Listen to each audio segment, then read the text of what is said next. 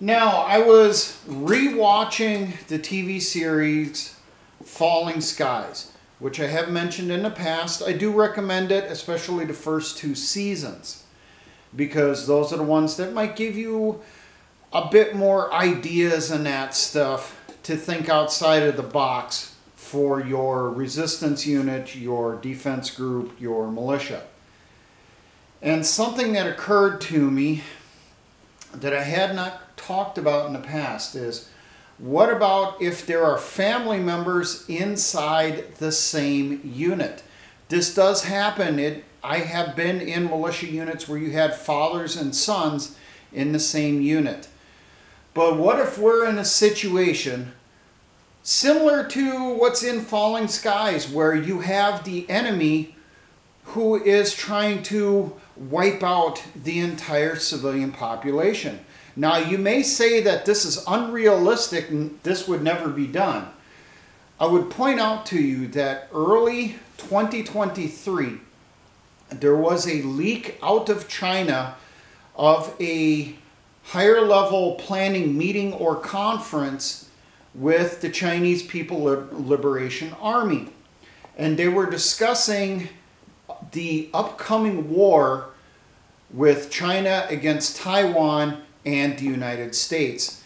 And in the material that was leaked from this meeting, it says that China's plan is, when they hit Taiwan, to take Taiwan, they realize that they will have to invade the United States at the same time.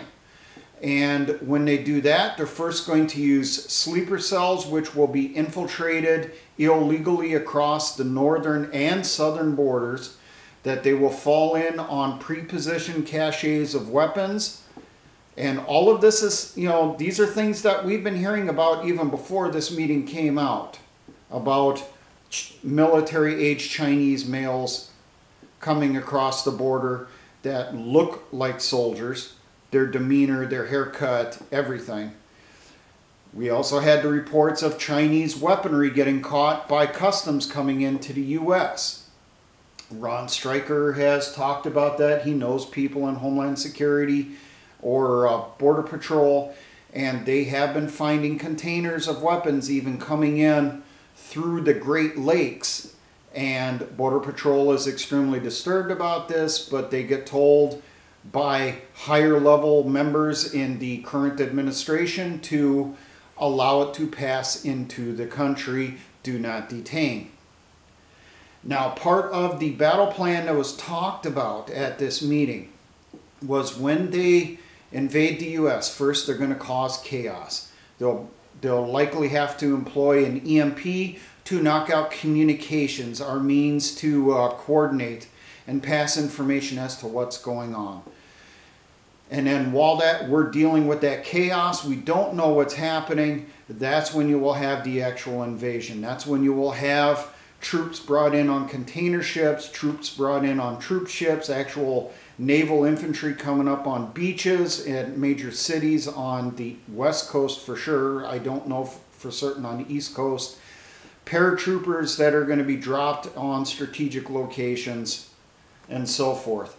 And their anticipated operations are, they're going to do area cleansing, is a way to call it. They're going to do genocide, that they will massacre everyone that they come across in the areas that they move through to secure and pacify. They're just going to massacre everyone.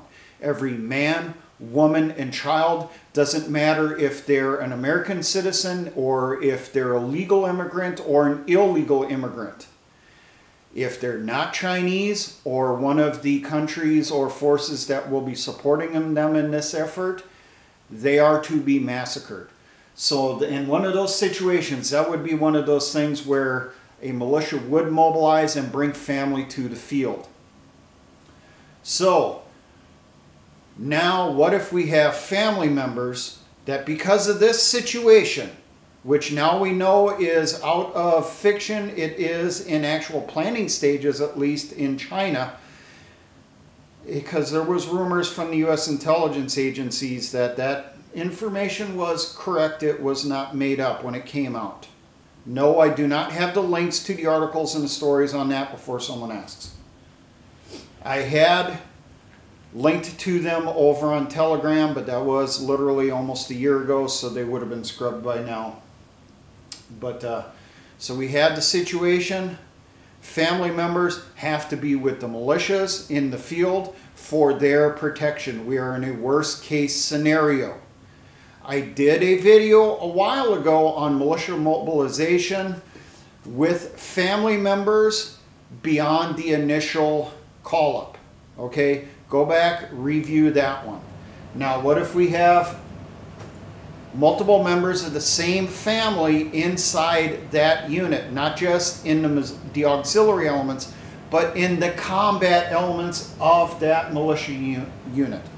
Now, there's two main situations I can think on this. Obviously, spouses and children. And with children, I'll toss in there, let's say, nephews and nieces also.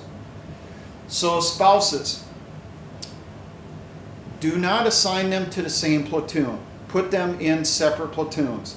The husband in, say, first platoon, the wife, you know, whatever her skill set is, if she's, has medical training and that stuff, she's trained as a medic and stuff, put her over in second platoon.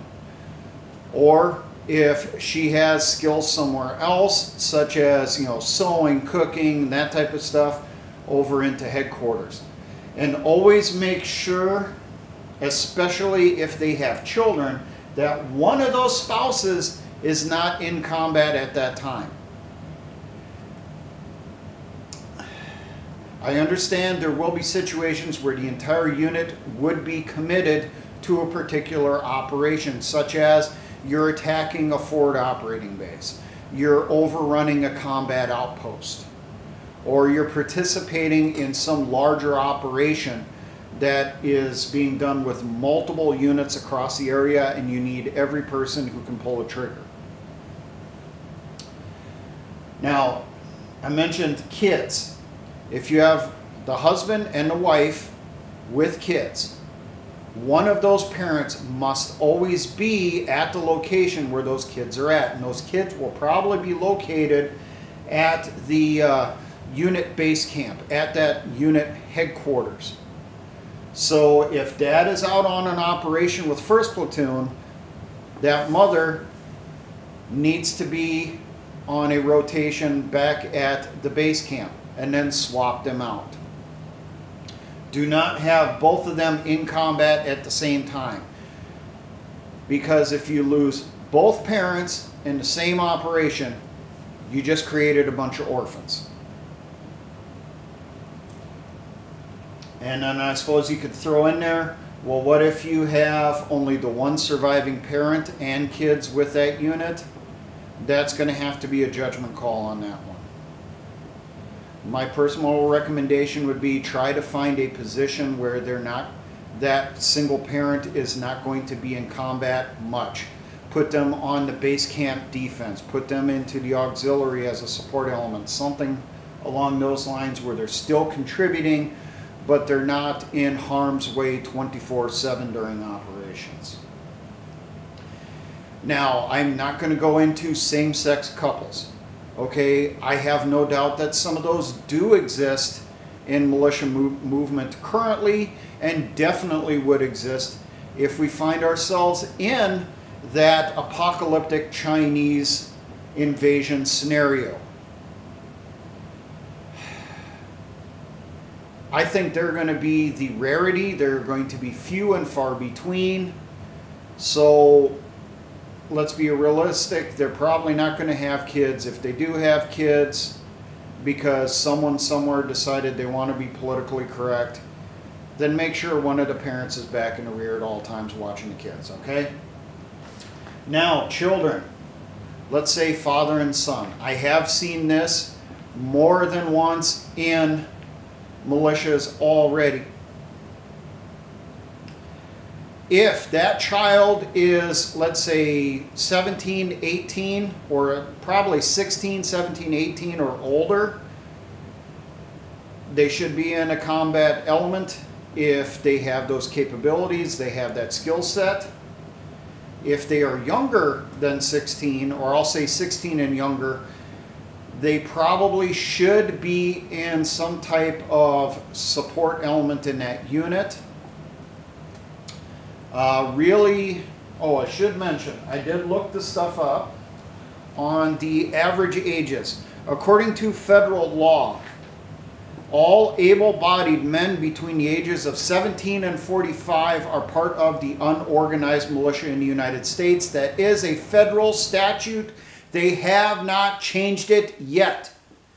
Also, all 50 states of the United States have not made militias illegal. All of them have laws for the unorganized militias. And the average ages in there are typically the 17 to 45. They're citing federal law. But other examples include 15 to 50 or 16 to 60.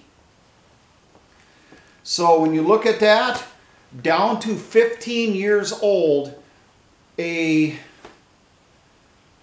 teenager can join a militia and serve. I do recommend, especially now before anything begins, follow your state law on the ages. That way, if you do get that little visit from the knock, knock, knock, law enforcement open the door, you're technically not violating the law by having that teenager in the unit if they're within the guidelines according to the law for the state. But once conflict begins, I'd say 15 to 60 is what you should be looking at for ages for in the unit. I would say 15 to 17, maybe look at if they are assigned to a platoon that they are in with a supporting weapons team, a heavy weapons team, such as they're one of the ammo carriers for your general purpose machine gun, your M240, your M60, your PKM. They're either the assistant gunner assisting the gunner, or they're one of the additional ammo carriers assigned to that gun to keep it in operation. They are not one of the bayonet on the end of the rifle charging into the enemy members of that unit. Another example would be they're one of the ammo humpers on a mortar crew as they work their way up, get that experience. They could also be an assistant to the medic on the aid and litter team. But once they hit 17, definitely, you know, I should be looking at, okay, it's time to put them into a rifle position. Putting them in the same platoon, that's going to be the tough one.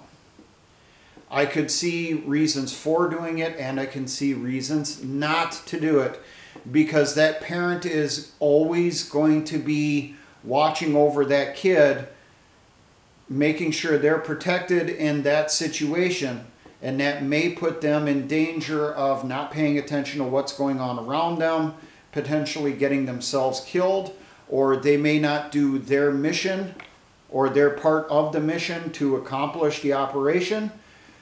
You know, they see their kids in danger, they're going to say, fuck my squad, they're going to take off and they're going to go help their kid instead of doing that part of the mission so that the whole operation is accomplished. So they put the unit in danger at that point. It's really going to have to be a judgment call on that one.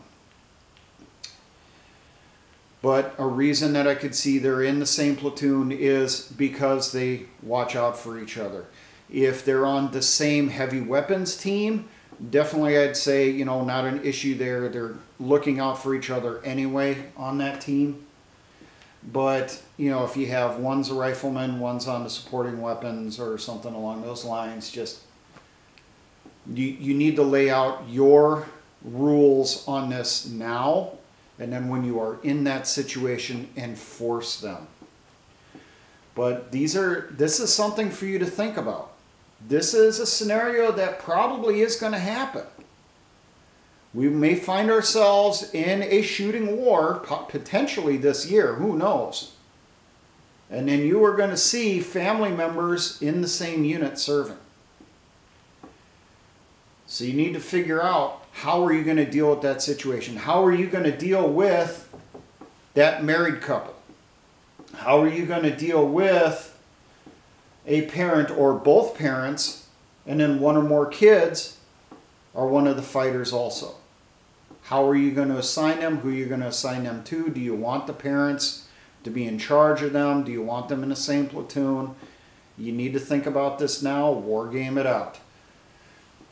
This was something that never occurred to me, even though I had been in units where you had fathers and sons serving side by side.